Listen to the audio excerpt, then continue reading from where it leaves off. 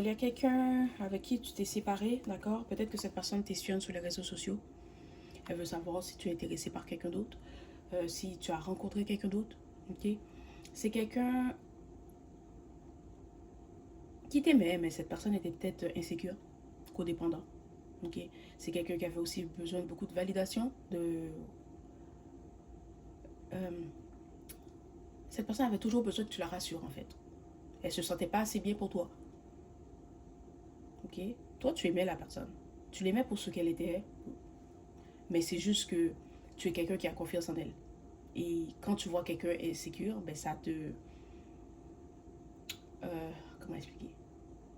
C'est comme un turn off. Voilà. Puis c'est correct, hein. Voilà. On va dire les choses comme elles sont. Et peut-être que vous avez décidé de prendre une pause, tu as décidé de, de séparer de cette personne. Ok? Ok. Toi, tu as décidé de passer à autre chose, de te séparer de cette personne et c'est terminé. Mais cette personne pense que tu prends une pause. Elle pense que tu vas revenir, mais tu ne reviendras pas. Il y en a parmi vous qui vont revenir, mais ça ne marchera pas. Et c'est comme ça, hein. Parce que vous n'êtes pas censé être ensemble.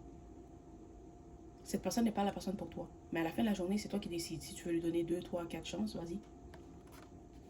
C'est ça. C'est quelqu'un qui sent que tu l'as abandonné. C'est peut-être quelqu'un qui va dire que tu l'as utilisé, puis tu l'as laissé tomber après. Je sais pas comment on peut utiliser quelqu'un qui a rien, mais bon, c'est ça qu'elle pense, ok?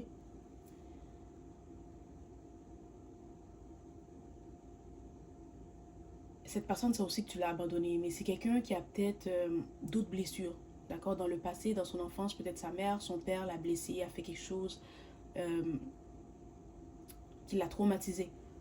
Et c'est pour ça que cette personne se comporte comme ça, ok? En fait, tu lui as rien fait. Tu as juste décidé de te choisir. Tu as décidé que ça fonctionnait pas. Et c'est correct, on n'est pas obligé d'être avec personne. Puis tu peux ne pas être avec la personne.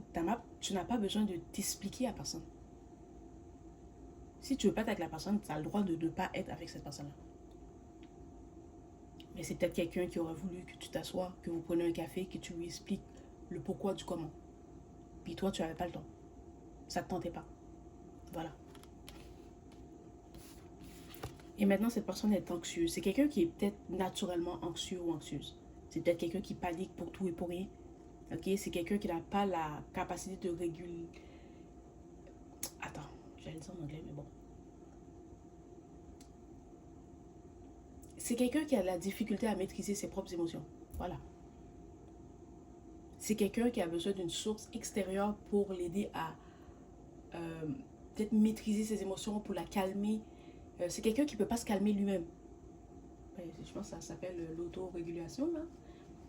Mais bon, cette personne n'est pas capable de faire ça. Elle a besoin de quelqu'un à l'extérieur d'elle pour la calmer, pour l'aider, pour lui donner confiance en lui ou en elle. Ça ne tente pas de faire ça. Puis c'est correct. Ok? Voilà. Qu'est-ce que tes anges, tes guides te disent concernant cette situation? Ou quel conseil qu'ils te donnent? Ok? Ils te disent de couper cette personne. Tu as bien fait de prendre tes distances avec elle. Parce qu'elle ne peut pas te donner ce que tu désires et c'est quelqu'un qui allait t'empêcher d'avancer. Ok? Tu as rencontré quelqu'un qui va être célibataire. Peut-être que cette personne, c'est quelqu'un qui va être divorcé, mais ça fait pas longtemps qu'elle est divorcée. D'accord? Et tu vas avoir une relation à long terme avec cette nouvelle personne. Voilà.